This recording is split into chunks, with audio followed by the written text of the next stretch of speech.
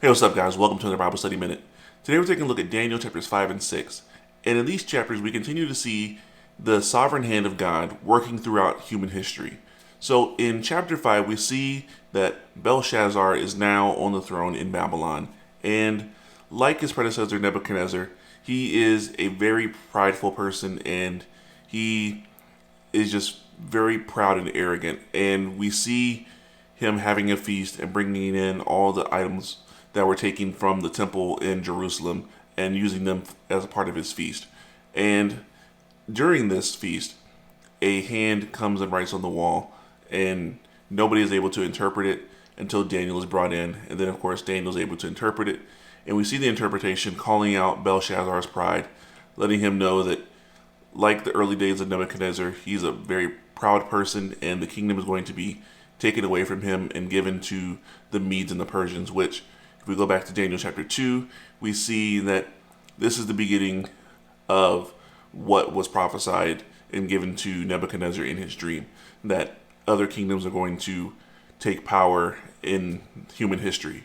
And so we see this is the beginning of that. And then we see that that very night, Belshazzar is killed.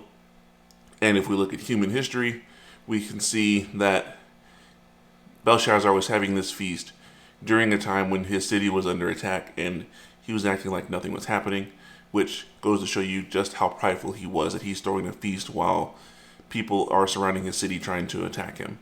So, moving on to chapter 6, we see that Darius the Mede is now in charge with the Mede and Persian Empire, and Daniel continues to find favor, and he's continued to be put in positions of leadership, and people don't like this because he is a very upright person. He does things the right way. He's not letting people pad their pockets or just any of that kind of stuff. And as a result, they're out to get Daniel. And they know that there's nothing that they can do to get Daniel unless it's in accordance to how he worships the Lord. So they plot an idea and come to Darius and say, hey, we got this great idea. How about you sign a decree that people can only pray and worship you for 30 days. King's like, cool, yeah, that's a good idea. And Daniel gets word of this, doesn't really care.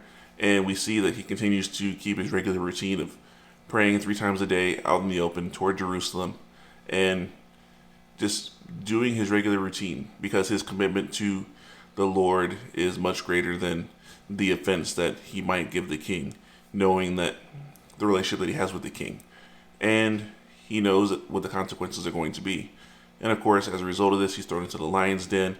And then we see that because Daniel is an upright person and did nothing bad against the king or his God, that God rescued him in this. So we continue to see the sovereign saving hand of God, just like he did with Hananiah, Mishael, and Azariah.